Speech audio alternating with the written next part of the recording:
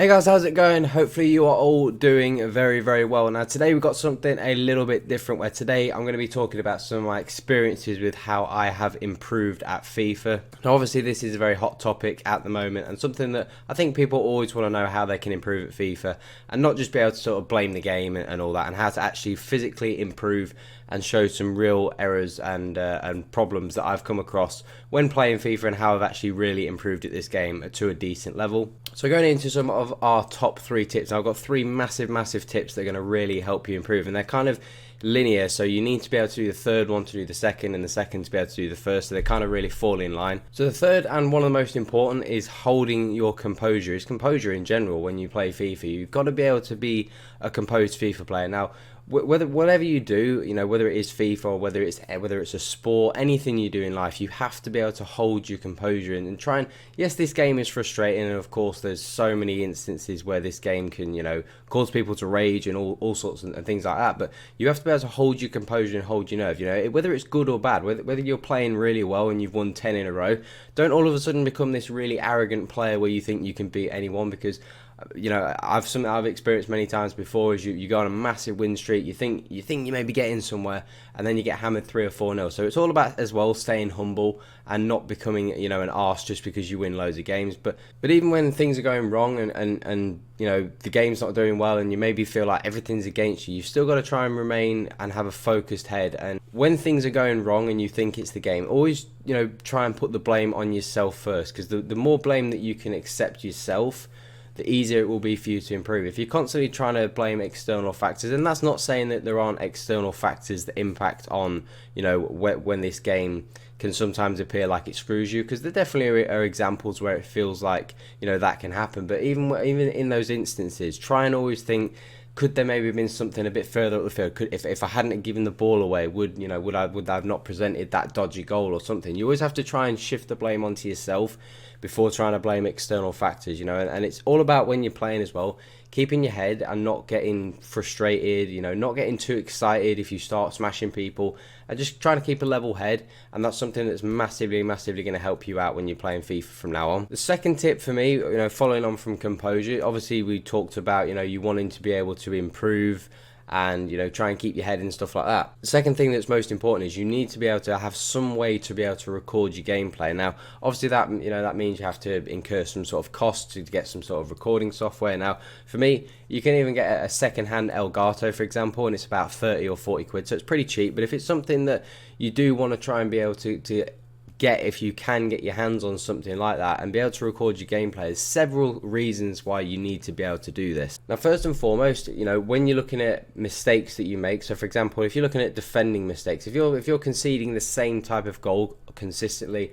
you know, time and time again, you need to be able to see what that error actually is. If you don't record your gameplay, you don't actually know where the errors in your game are. You know, for me, obviously, you know, doing what I do, I record a lot of my own gameplay, and it's massively helped me improve as a player, because I've been able to see so many of the mistakes that I've made, not just defending, but even when I've been attacking. I might have been attacking and I sit there and recording them thinking there's a pass at the back post, and I don't pass it there, and I run the game on and I've maybe tried to square it or something, and you see that same pass, you know, in attack after attack, you see certain patterns develop. And when you're recording your gameplay and you're watching it back, you can see these things. Obviously when you're playing, you know, you see it's really quick and you don't see it, so that's why it's important. If you can record your gameplay, you will see so many things that you don't see in the game, and that's one of the biggest things you need to be able to do, because you need to be able to see your errors, you know, whether it's with your defending, whether it's with even certain passing. You might be passing it in a certain way, you know, going and pass here, pass there,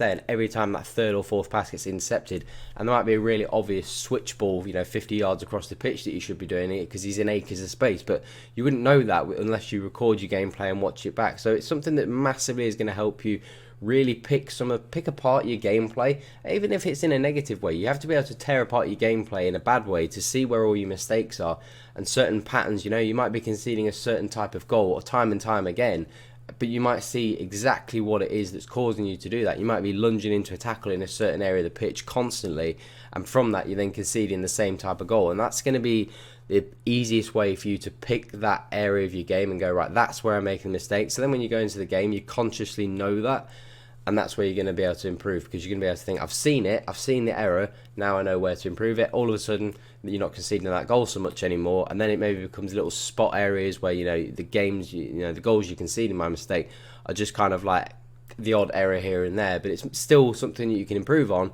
but you want to be able to improve the massive flaws in your game first. And then moving on to, for me, the biggest tip that I can give you to be able to improve at FIFA this year, and that's, just not even just this year, just any year, it's practicing, but it's smart practice. It's not just practice by just playing the game and just going, if I play the game enough, I'll get better. Because, of course, if you play the game enough, eventually you'll pick up, you'll pick up the patterns, the way the game goes, the way you run your players, mate. You'll pick up things. But you have to practice smart, and that's where the previous tips came in handy when we talk about recording your gameplay. You'll pick up certain things that you do in a game, and then it's smart practice by going into games and trying to practice what you've seen is your error. So if you've seen a certain pass, for example, if you're attacking down the wing and you see a pass at the back post, and that's where you should be passing it, you've seen it in your gameplay, you then need to go into games and try and put that, what you've watched, into practice, or if you want to practice a certain skill move, for example, you want to learn a couple of new skill moves, you maybe set your target for a week and go, right, I want to nail these 3 skill moves this week. So you just go into Division Rivals, and yes, Division Rivals is the best place to practice, even though some people say, oh, it's sweaty, it's this, that, and the other. At the end of the day, it's where the best players play, in terms of you're always going to play someone who is about your skill level. Even if you're beating people and slapping, eventually you're going to get up to a level where you're playing people that are your level. But with that being said, smart practice is what you need. You need to be able to practice certain things. Go into games and don't just go into a game and just go, I'm just going to play the game. Go into the game and go, I'm going to practice my passing in this game. I'm going to practice a skill move. I'm going to practice that attack that I keep seeing, that pass. I'm going to practice crossing or whatever it may be.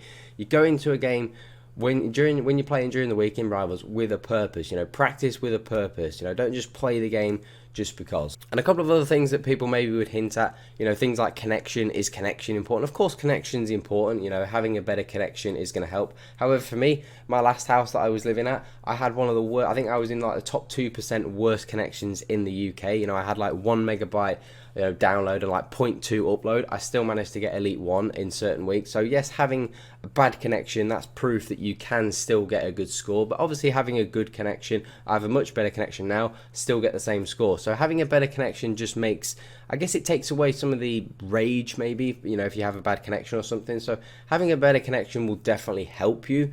But I don't think it's necessarily, when people think, oh, if I had a better connection or if I had a better team or whatever, which a team we'll just get onto in a second, if I had those things, all of a sudden I'd go from being a Gold 1 player to an Elite 1 player. It's not going to happen. It doesn't work like that. You don't just get these better things and all of a sudden you're a better player. The sooner you can accept your skill level is your skill level, the sooner you'll be able to improve. And going on to having a better team, does having a better team really make a difference? Yes and no. Obviously, having better players, it makes the game more fun, which obviously makes you less likely to rage because you're using better players.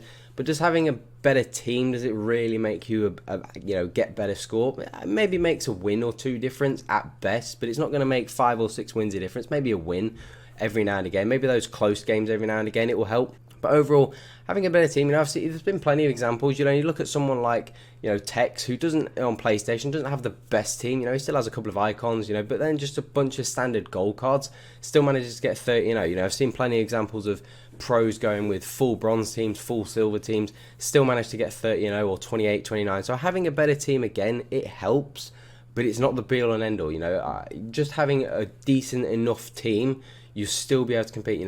The team that you might be using now, you might think, I need better, I need icons, I need team of the years, all that, and that's going to make me a better player. It's going to help in your mind. You're going, just because you think, oh, I've got better players, that means I'm going to play better. You'll still play with those players and still probably get the same score. So at the end of the day, having a better team, it makes a difference, but not a massive difference. But most importantly, you need to accept that your level is your level. The sooner that you can accept that your level is your level, you have then a starting point, and then you can work off of that. If you're someone that's sat there saying, I'm a Gold 1 player, but if I had a better connection, if I had a better team, if I didn't get that bit of bad luck, I'd probably be an Elite 2 player. If you keep going with that mentality, you'll never improve. If you can just sit there and go, you know what, irrespective of all that other BS, I'm a Gold 1 player, that's where I am. You then have a starting point, you then have something you can work from. So the sooner you can, be true to yourself and take the responsibility and take the blame yourself, the sooner you'll be able to improve and really become a better player. And then the better you are, also you'll enjoy the game a lot more. and it's just going to create a better atmosphere for you when you play the game, and it's going to probably, I've also found it impacts your life outside of FIFA as well if you have a bit more of a positive mindset when you're playing FIFA. But overall, they're the top 3 tips. So if you do want to see more videos like this on how to become a better player, these types of videos, more sort of tutorial type videos, as well as obviously our formation vids that we do drop a thumbs up on the video. Make sure to hit the subscribe button as well if you're new to the channel. I did find all this very, very, very useful. But that is all for today, guys. Have an awesome day. I'm out.